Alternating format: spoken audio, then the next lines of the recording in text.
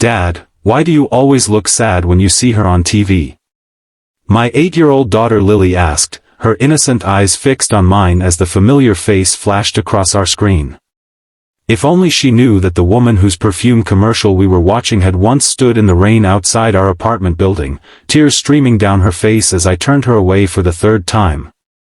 Before I dive deeper into my story, if you're enjoying this journey already, please hit that like button and subscribe to the channel for more heartfelt stories that remind us second chances sometimes come when we least expect them.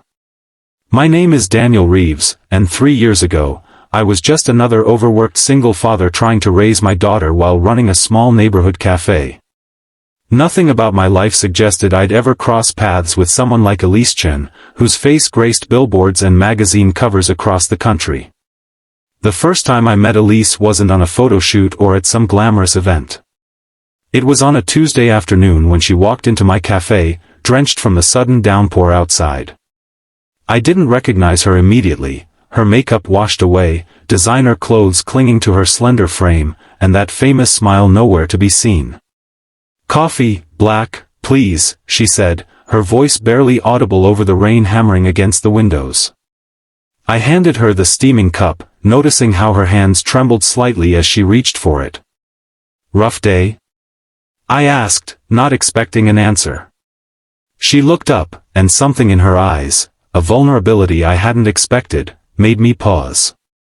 "The roughest," she replied with a small smile that didn't reach her eyes. That should have been it, a brief encounter between strangers. But Elise returned the next day, and the day after that. Soon, she became a regular, always arriving at the same time, always ordering the same black coffee, always choosing the corner table where she would sit for hours, sometimes reading, sometimes just staring out the window. I learned her name was Elise only when a teenage customer asked for her autograph. The girl's excited whispers to her friends confirmed what I had begun to suspect: my quiet customer was someone famous. That evening, a quick internet search revealed dozens of high-fashion photographs, interviews, and articles about Elise Chen, the face of several luxury brands and one of the most sought-after models in the industry.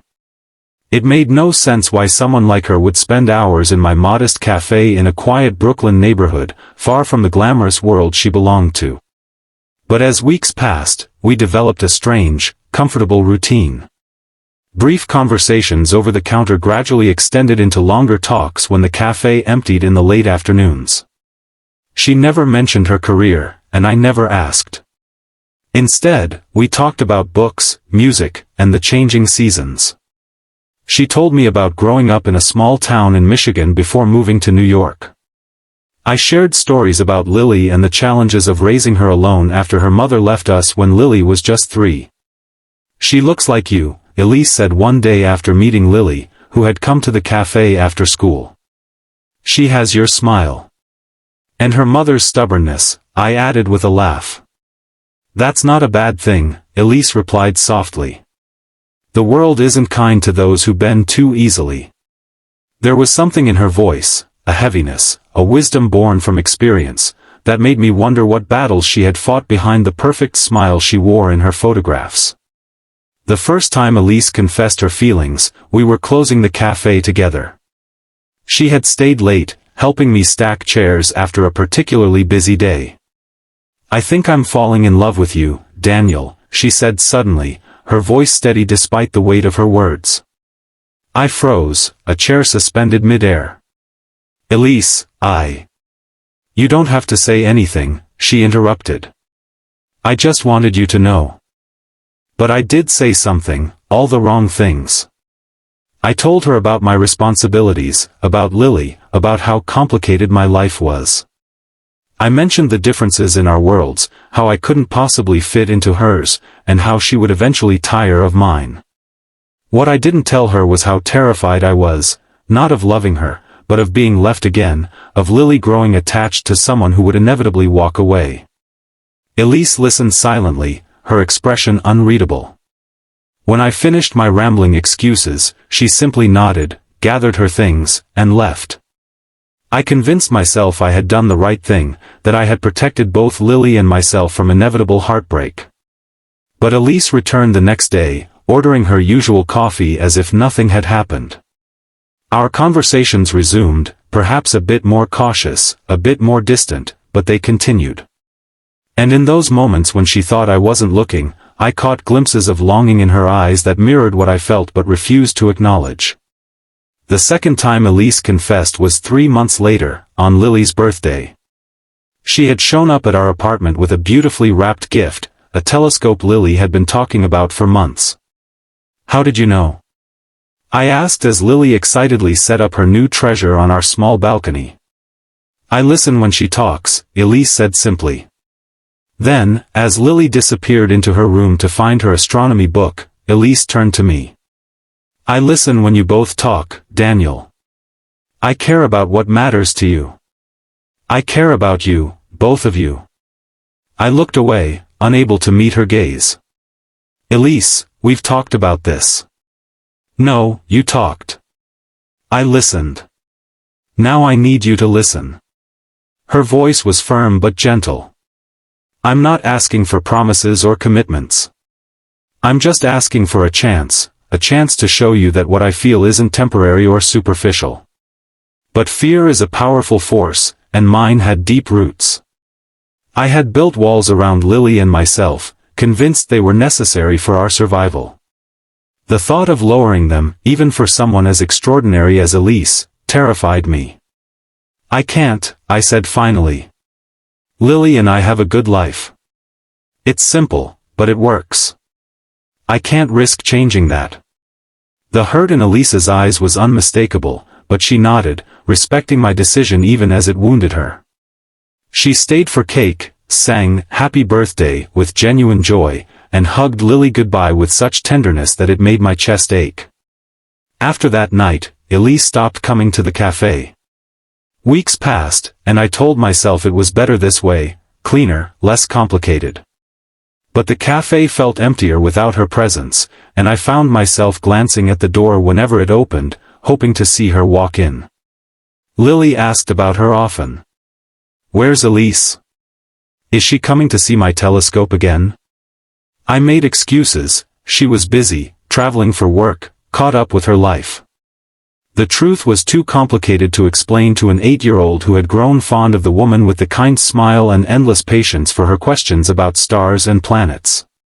2 months after Lily's birthday, I saw Elise's face on a massive billboard in Times Square while on a rare trip into Manhattan with Lily. She was advertising a new perfume, her expression serene and distant, so different from the warm smiles she had shared in our cafe. "Look, Dad. It's Elise," Lily exclaimed, pointing excitedly. "She looks like a princess."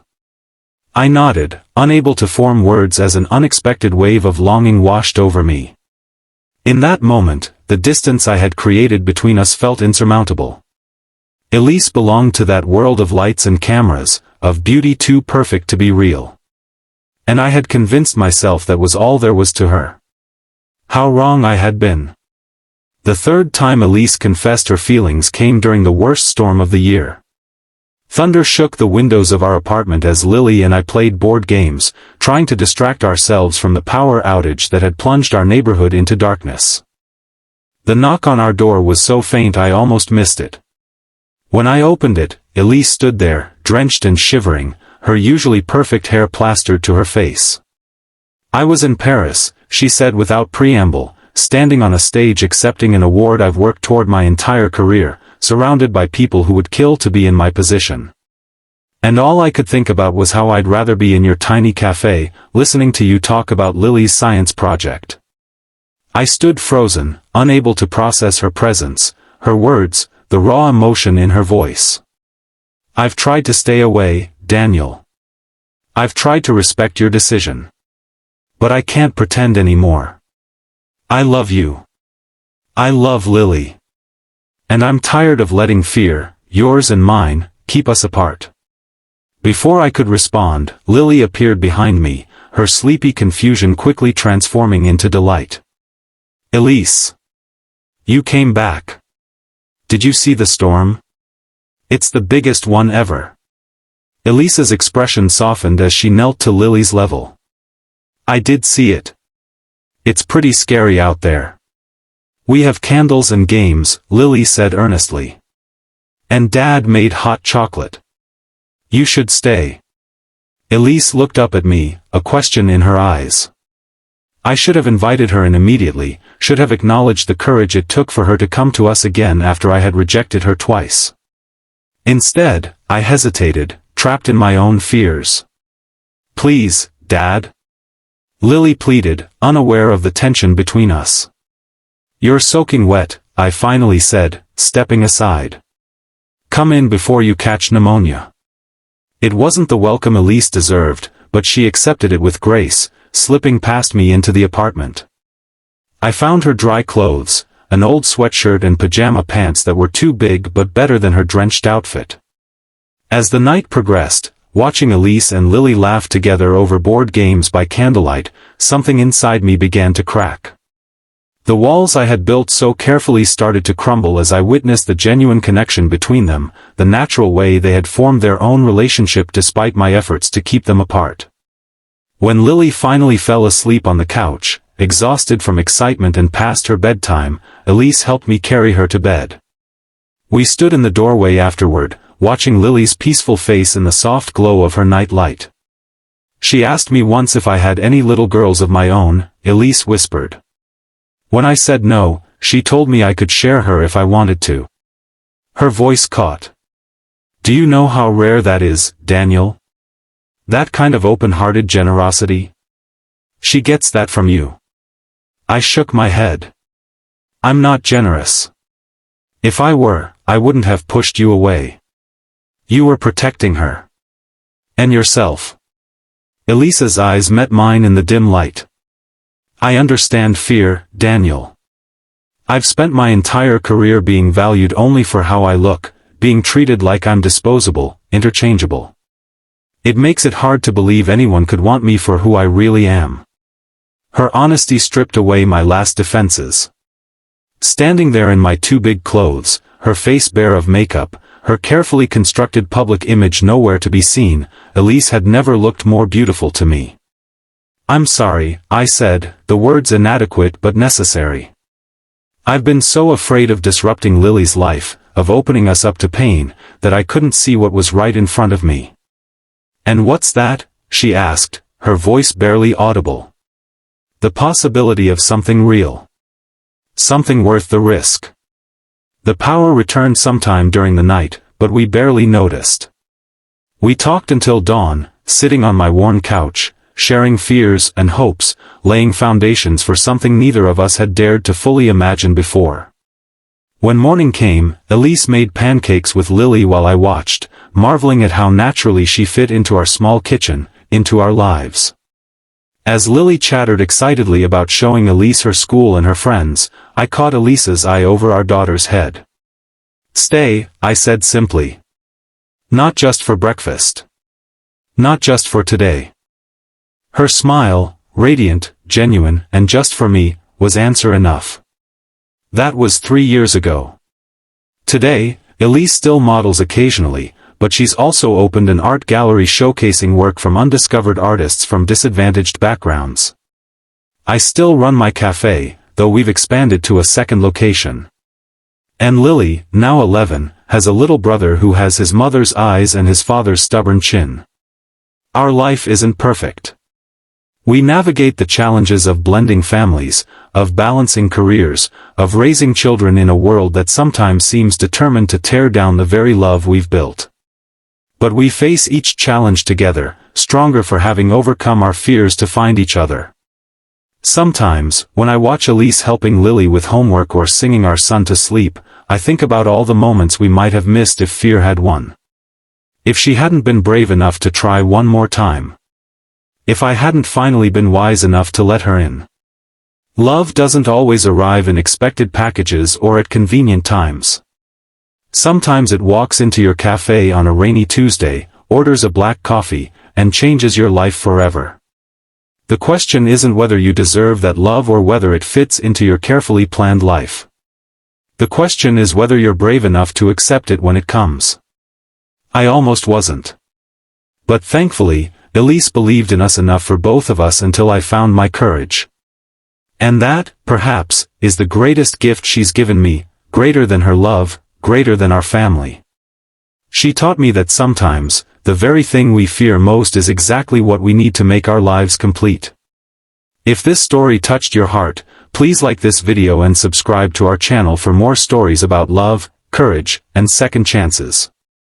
Share in the comments if you've ever had to overcome fear to find happiness. Your story might inspire someone else to take that leap of faith.